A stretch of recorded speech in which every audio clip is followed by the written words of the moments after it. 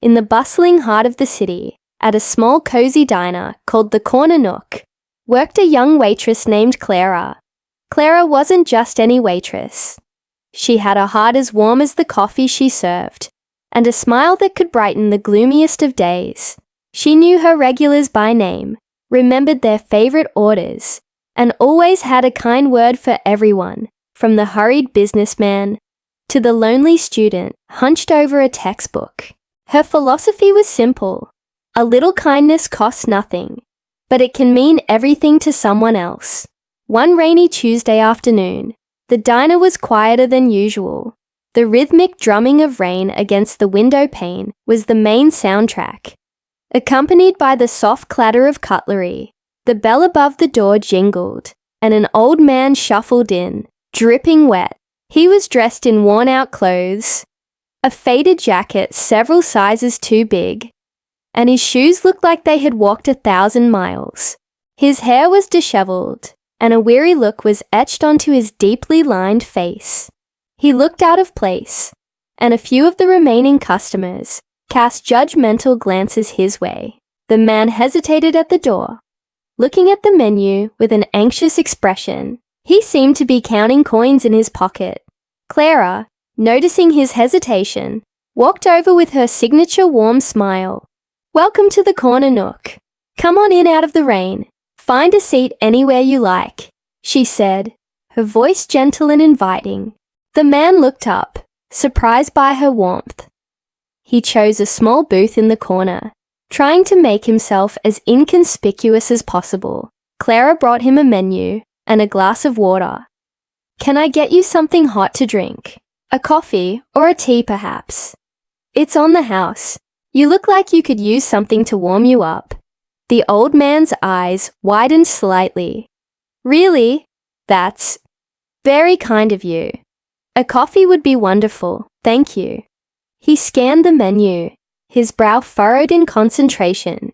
When Clara returned with a steaming mug, he pointed a trembling finger at the cheapest item, a bowl of plain soup. "Just this for me, please," he said quietly. Clara could see the struggle in his eyes. She knew he was likely hungry for more, but couldn't afford it. Her heart went out to him. She went back to the kitchen and spoke to the cook. Leo, she whispered. "That gentleman in the corner booth. Order 12. Can we add a grilled cheese sandwich and some extra vegetables to his soup? Put it on my tab." Leo, a gruff but good-hearted man who adored Clara, just nodded. "You got it, kid. You're too good for this world." When Clara brought out the tray, the old man's jaw dropped. Before him was not just a small bowl of soup, but a hearty steaming vegetable stew and a perfectly golden brown grilled cheese sandwich, oozing with melted cheddar. I only ordered the soup," he stammered, looking confused. Clara just smiled. "The kitchen made a little extra today. It would be a shame for it to go to waste. Please enjoy it." The man looked from the food to Clara, and his eyes welled up with tears. He hadn't been treated with such dignity and kindness in a very long time. He ate every last bite, savoring the meal as if it were the finest feast he'd ever had. Throughout his meal, Clara checked on him, refilling his coffee and chatting with him about the weather, never once making him feel like a charity case. When he was finished, he reached into his pocket to pay. He pulled out a handful of coins, barely enough for the soup he had originally ordered. "Here," he said, his voice thick with emotion. "This is all I have." Clara gently pushed his hand back. "Don't you worry about it," she said softly. "Lunch is on me today. You just take care of yourself and come back and see us again."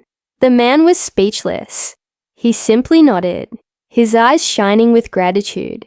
As he stood up to leave, he paused and looked at her. "You have a very kind soul, young lady. The world needs more people like you. Thank you, truly." With that, he turned and walked out of the diner, leaving Clara with a warm feeling in her chest. The next day, Clara's manager, Mr. Henderson, called her into his office. He looked unusually serious, and Clara's heart sank. Was she in trouble? Did she break a rule by giving away the food? "Clara," he began. "A gentleman called this morning. An old man. He said he had lunch here yesterday." Clara's mind immediately went to the man from the rainy afternoon. "Yes, I remember him," she said, her voice a little nervous. "Well," Mr. Henderson continued, a slow smile spreading across his face, "it turns out he wasn't just some random person off the street." He slid a newspaper across the desk. On the front page was a picture of a well-dressed, distinguished-looking man. It was the same man from the diner, but cleaned up, in an expensive suit. His eyes sharp and intelligent. The headline read, "Billionaire philanthropist Robert Wellington goes undercover to find a worthy successor." Clara stared at the photo, her mind reeling. Robert Wellington. The name was legendary in their city. He was a self-made billionaire, famous not just for his wealth, but for his incredible generosity and his eccentric methods. The article explained that Mr. Wellington, now in his later years and without an heir, had spent the last month disguised as a homeless man, searching for someone with genuine compassion and integrity to lead his charitable foundation. He believed that true character is revealed in how you treat those who can do nothing for you. He visited dozens of establishments. Mr. Henderson said, his voice filled with awe. And he said that you, Clara, were the only person who treated him with genuine kindness and respect, without expecting anything in return. He wasn't looking for a handout. He was looking for humanity. Clara was stunned into silence. She had simply done what she always did. Treated someone with kindness because it was the right thing to do. She never imagined it would lead to something like this. Later that afternoon, a sleek black car pulled up in front of the corner nook. A chauffeur opened the door, and out stepped Robert Wellington, looking exactly as he did in the newspaper. He walked into the diner, which fell silent. He walked straight to Clara, who was standing frozen behind the counter. "Clara," he said, his voice now strong and clear, but his eyes holding the same warmth she'd seen the day before. "I came to thank you in person. Yesterday, you didn't just give a hungry man a meal. You gave him hope. You showed him that goodness still exists in this world." He then made her an offer that would change her life forever. "I've been looking for someone to run the Wellington Foundation," he said, his voice echoing in the quiet diner. "Someone with more than just business sense. Someone with a heart. I believe that person is you. I want you to be my successor, to help me continue the work of helping others. What do you say?" Tears streamed down Clara's face. But this time, they were tears of joy and disbelief. She looked around the little diner that had been her whole world, at the familiar faces of her regulars, all looking at her with pride. Her simple act of kindness, a gesture she thought nothing of, had opened a door to a future she could never have dreamed of. She had helped a man she thought had nothing, and in return, he gave her the opportunity to help everyone.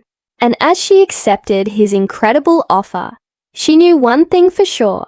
She would continue to live by her simple philosophy. Because a little kindness doesn't just mean everything to someone else. Sometimes it can change everything for you too. Thank you so much for watching.